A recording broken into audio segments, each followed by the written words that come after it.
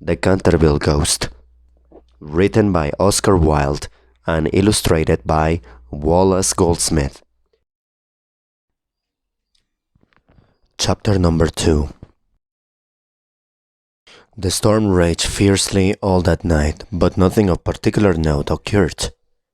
The next morning, however, when they came down for breakfast, they found a terrible stain of blood once again on the floor.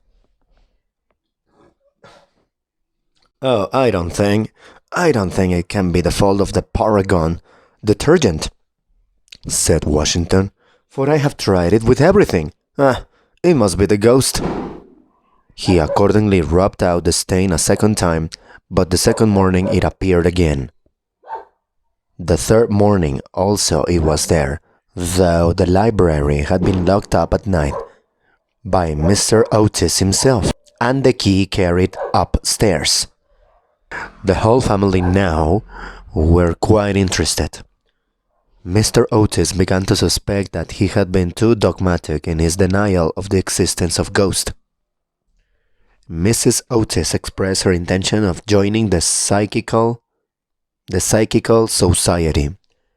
Mrs. Otis expressed her intention of joining the Psychical Society, and Washington prepared a long letter to Mrs. Myers and Potmore on the subject of the permanence of the sanguineous stains when connected with crime. That night, all doubts about the objective existence of phantasmata were removed forever. The day had been warm and sunny, and in the cool of the evening, the whole family went out to drive.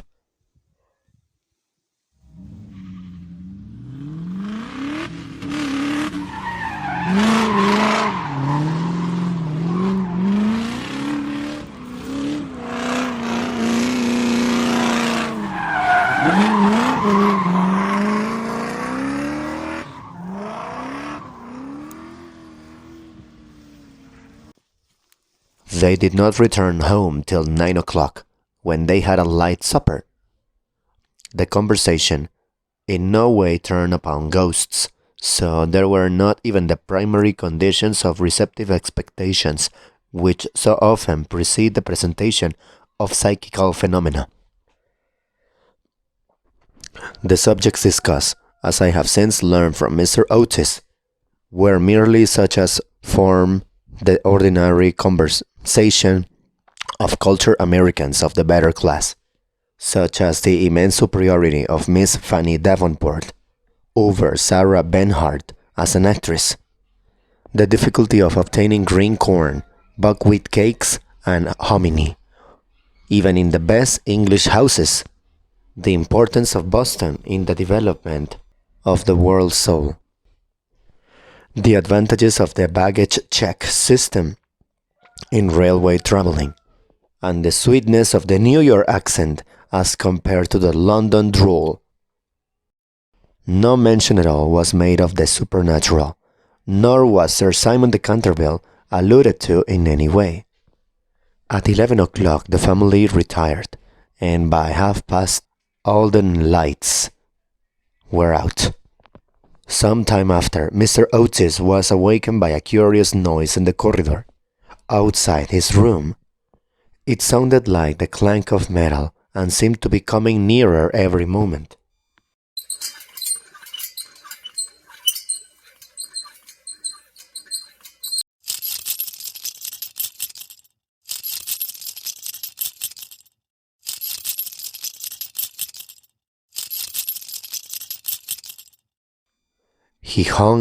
He got up at once, struck a match, and looked at the time. It was exactly 1 o'clock. He was quite calm, and felt his pulse, which was not at all feverish.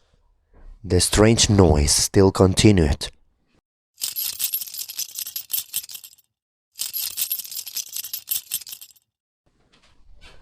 And with it, he heard distinctly the sound of footsteps.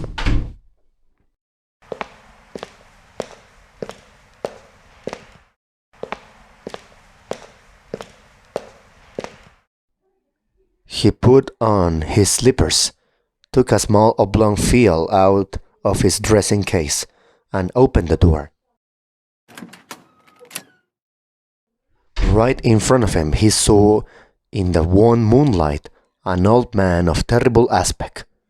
His eyes were as red burning coals.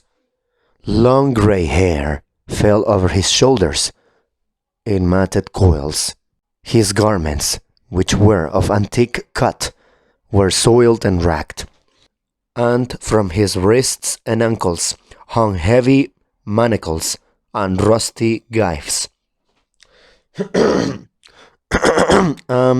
My dear sir, said Mr. Otis, I really must insist on you oiling those chains, and I have brought you for that purpose a small bottle of the Tammany Rising Sun Lubricator. That's Tammany, alright? Yeah, Tammany, Tammany, Tammany. It is said to be completely efficacious upon the application, and there are several testimonials to that effect on the wrapper from some of our most eminent native divines. You see, well, here, I shall leave it here for you by the bedroom candles, and I will be happy to supply you with more, should you require it. With these words, the United States minister laid the bottle down on a marble table and, closing his door, retired to rest. For a moment, the Canterville ghost stood quite motionless in natural indignation. Then, dashing the bottle violently upon the polished floor, he fled down the corridor, uttering hollow groans and emitting a ghastly green light.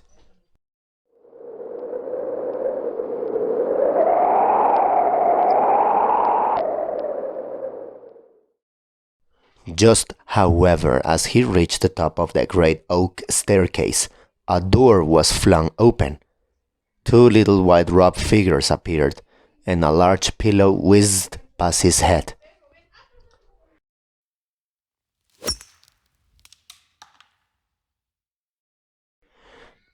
There was evidently no time to be lost, so hastily adopting the fourth dimension of space as a means of escape, he vanished through the wainscoting, and the house became quite quiet. On reaching a small secret chamber in the left wing, he leaned up against a moonbeam to recover his breath, and began to try and realize his position. Never in a brilliant and uninterrupted career of 300 years had he been so grossly insulted.